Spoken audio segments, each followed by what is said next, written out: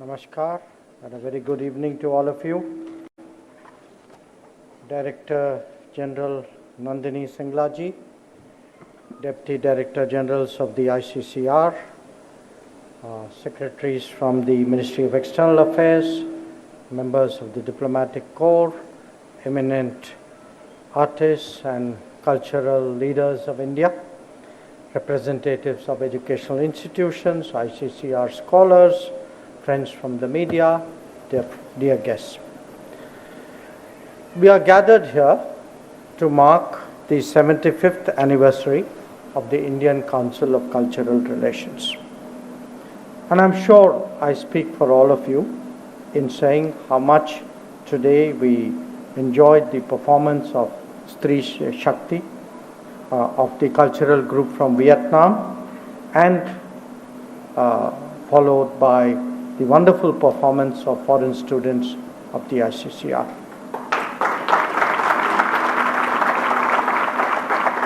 As is natural on such occasions, this is a time to remember the achievements and contributions of the ICCR, but it is also a time when our thoughts go to repurposing it better for the future. Now, 75 years is clearly a significant time for any institution to grow and develop, but it is an even longer time when it comes to the changes in the environment in which such an institution functions.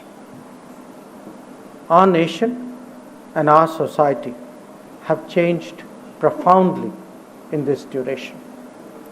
Today, we are, by any measure, more confident, authentic, and committed than before in terms of expressing our identity and promoting its understanding. Within the country, there is a much sharper awareness of our culture, heritage, and traditions. Indeed, there is pride about so many of their facets that they translate into a wide range of activities and initiatives. We see that when it promotes to promoting tourism and increasing our World Heritage sites. It is visible in campaigns like One District, One Product, or for that matter, in the support that we now give to the Vishwakarma community. Traditions and inheritance that were long neglected have now been revived.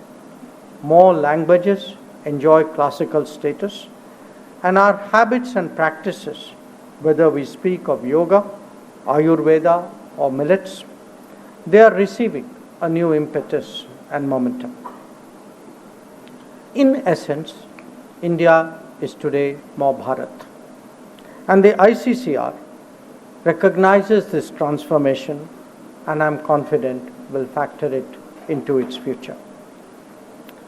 Now, during this very period, the world has changed as well. Economic and political rebalancing have today set the stage for cultural rebalancing.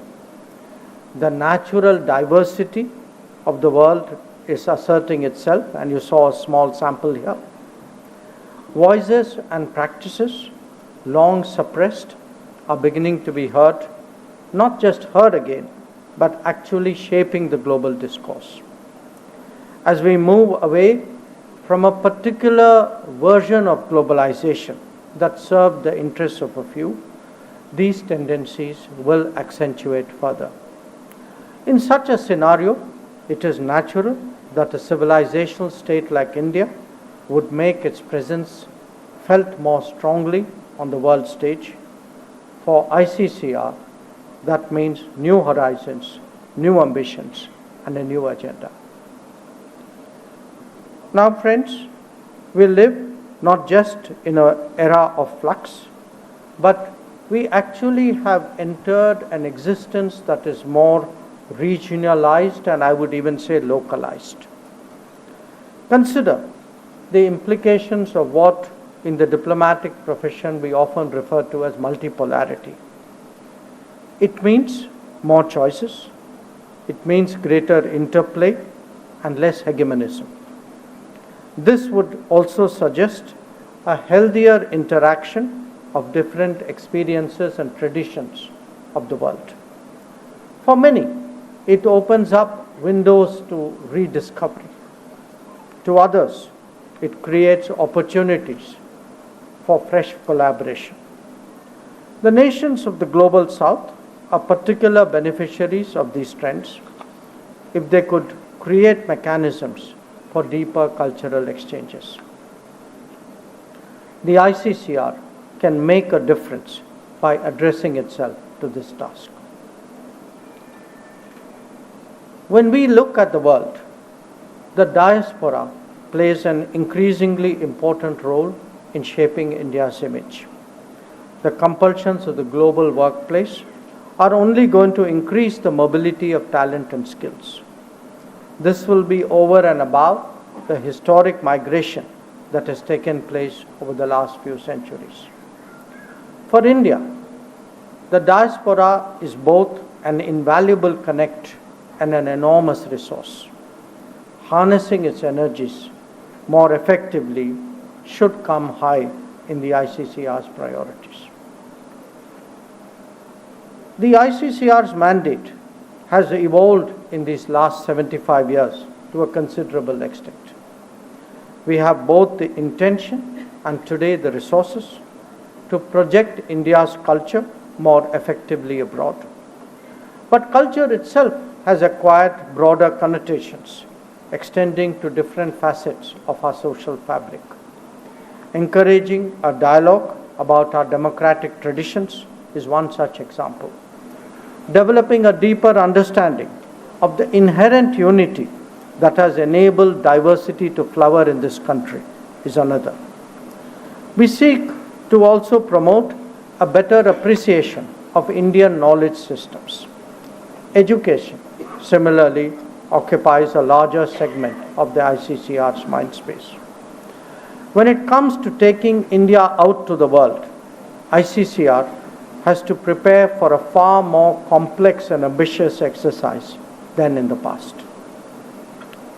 In fact, it is difficult today to talk about diplomacy without its cultural and soft power accompaniments. An example that comes to mind is our experience with the Quad. MEA, through the ICCR, has launched the Quad STEM Fellowships for Indo-Pacific nations. I know this will evoke a strong response. Indeed, India has been in the forefront of reaching out to the younger generation through its scholarships. I'm confident that ICCR will build further on these experiences. On its part, the world has already developed a considerable heritage of understanding about India. It has long been in ICCR's objective to promote Indology in all its dimensions. But this task has to be more contemporary, involving new generations with different requirements and utilizing modern tools. Indologists hold a unique value for the global propagation of our culture. That must be recognized, it must be respected, and it must be more actively promoted.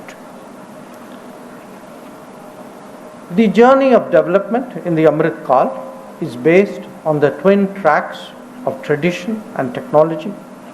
Far from being in contradiction, as many believed for years, they actually form a composite whole. Indeed, they are a fusion of our past and future, which continuously determines the present.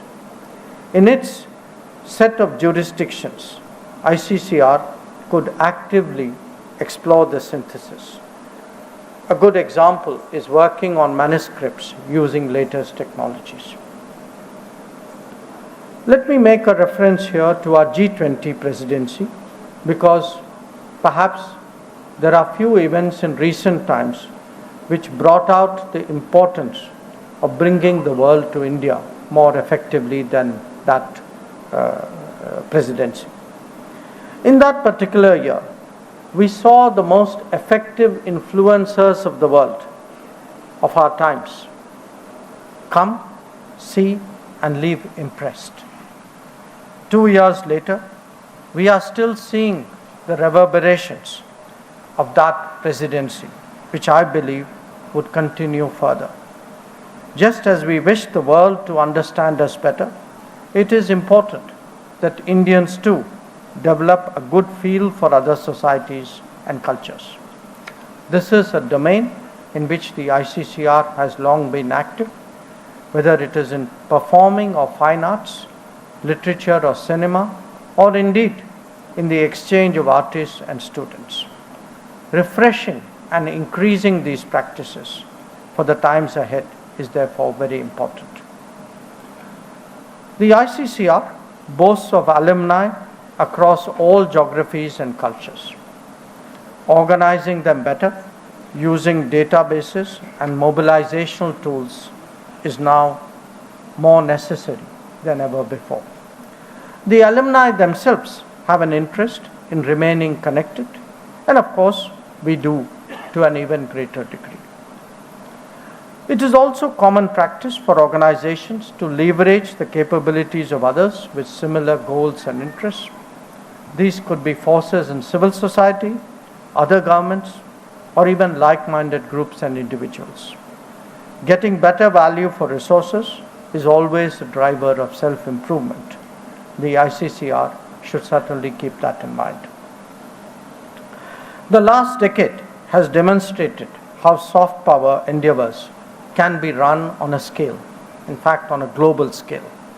We saw that when it came to popularizing yoga, or in propagating Ayurveda and wellness practices. In fact, in encouraging the consumption of millets as well, or in enhancing interest about India's history and traditions. These could serve to motivate ICCR as it enters the next phase of its growth. So, friends, ladies and gentlemen, let me, on my own behalf and on yours, wish Team ICCR all the best in the times ahead. I am confident that they will continue to grow and they will continue to contribute to our quest for a Viksit Bharat. Thank you very much.